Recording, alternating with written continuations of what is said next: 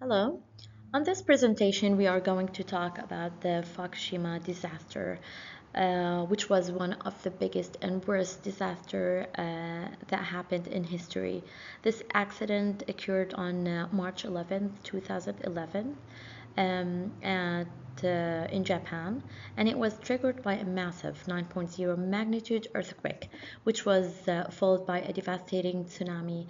And this was damaging to the nuclear plant cooling system, which led to reactor meltdowns and explosions and release of radioactive materials, which unfortunately led to an evacuation for people. Approximately 154,000 people were evacuated from the area surrounding the plant to avoid exposure to radiation, and many of them were never been able to return home due to contamination. On the next slides, we are going to talk about the cause and impact and long-term consequences of the Fukushima disaster. There's some slides we are going to talk about the impact on health, economic, environment, and the aftermath of the Fukushima. And that's it for this slide. We will see you on next slides.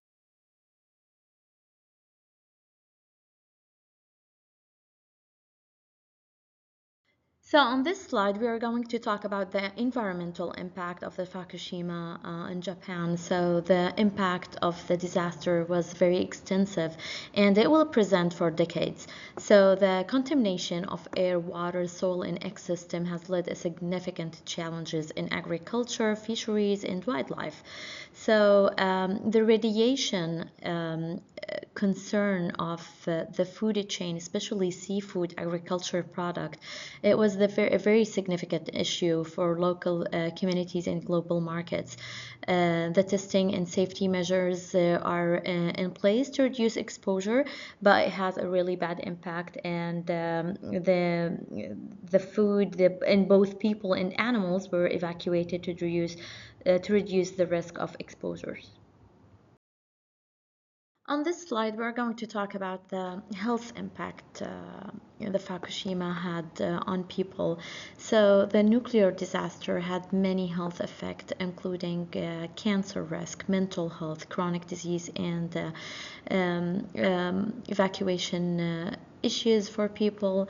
It was really sad reading through the articles to see how bad was the disaster on people. They have some people that worked like a few days after the incident or a few months. They were either dead or they had cancer, and studies showed that the exposure for the radiation made them have these illnesses like cancer.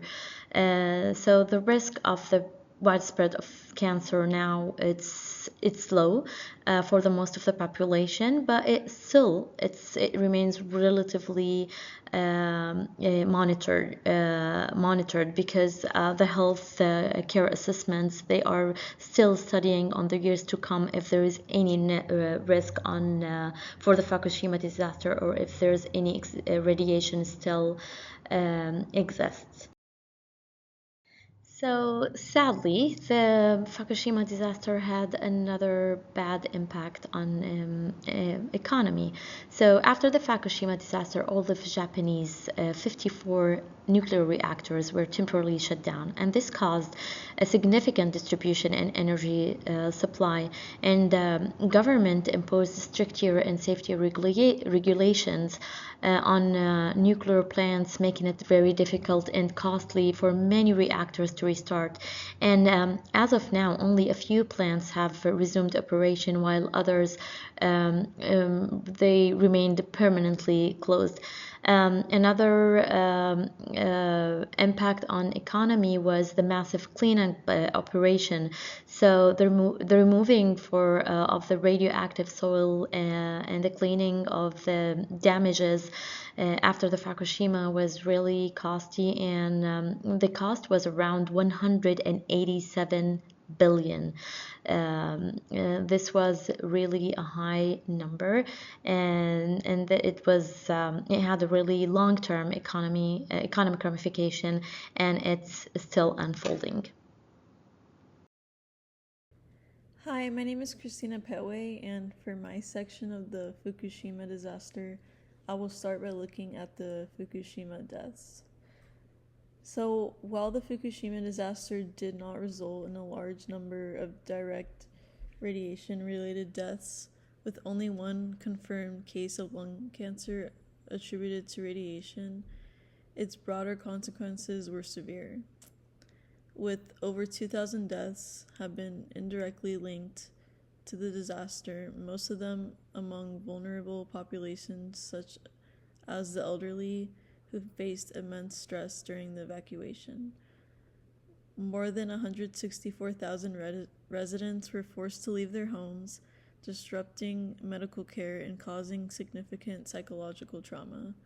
And this led to an increase in fatalities due to health issues worsened by the evacuation process, alongside a notable rise in suicides. It's important to bear in mind that the region was also trying to deal with the aftermath of an earthquake and tsunami. This makes it difficult to completely separate the indirect deaths related to the nuclear disaster disruptions and those of the tsunami itself. Combined, the confirmed death toll from Fukushima is therefore 2,314.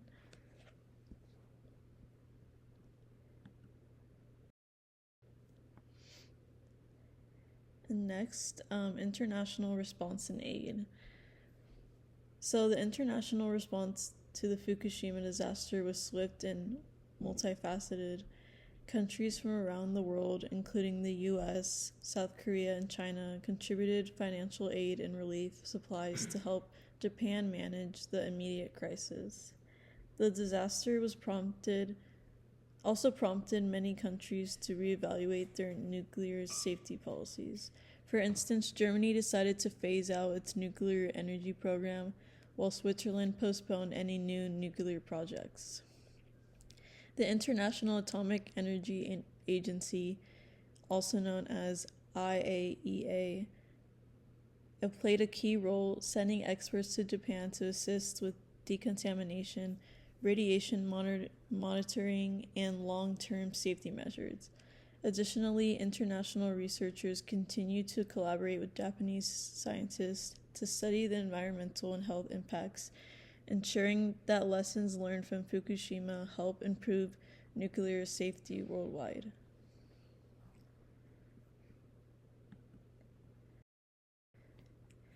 Next is nuclear policy after the disaster. So after the 2011 Fukushima disaster, Japan immediately shut down all of its nuclear reactors, and public confidence in nuclear energy plummeted. By 2019, only about 7.5% of Japan's electricity came from nuclear, compared to nearly a third before the disaster. The government began gradually restarting reactors, but the process has been slow, with just 12 reactors operational as of early 2024. The target to generate 20 to 22% of electricity from nuclear by 2030 looks increasingly difficult to achieve, especially with ongoing safety concerns and public skepticism. In response to the nuclear shutdown, Japan has increased its reliance on fossil fuels like coal and natural gas, which has had a negative impact on greenhouse gas emissions. At the same time, Japan has invested more in renewable energy sources, such as solar and wind, to compensate for the loss of nuclear power. The government has also proposed extending the operational life of its existing reactors and developing next-generation modular reactors. But both approaches face significant challenges. While nuclear energy is still part of Japan's long-term energy strategy, the road to recovery has been slow and fraught with difficulties.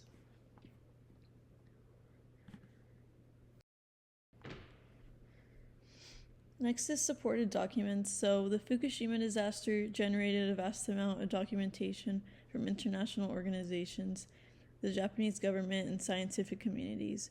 One of the most important sources has been the International Atomic Energy Agency, IAEA, which provided comprehensive reports on radiation levels, public safety, and the long-term decommissioning of the plant. The Japanese government also publishes annual white papers that provide updates on policy shifts in the ongoing recovery of Fukushima.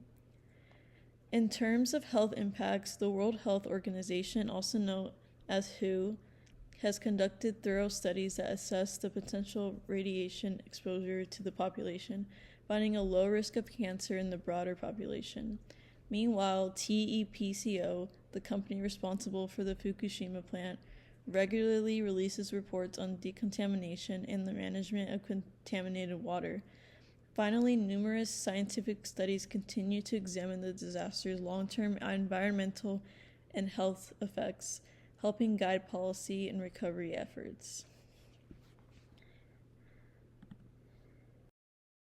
So next is controversies and public opinion.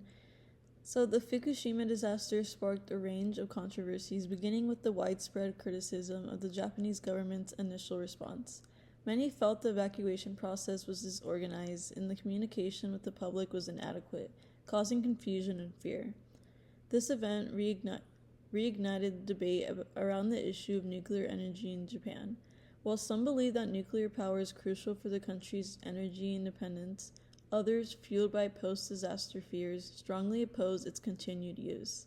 This divide is reflected in public opinion polls, which show a significant portion of the population calling for a complete shutdown of nuclear plants across the country.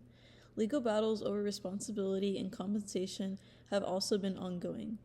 TEPCO, the company that operated the Fukushima plant, and the Japanese government have faced lawsuits from displaced residents and workers. Additionally, there are persistent fears about radiation exposure, despite reports from the World Health Organization and other bodies stating the health risks are minimal for the general population. Overall, the Fukushima disaster has eroded public trust in both TEPCO and the government, as many feel that the full truth of the disaster's impact is still not fully transparent.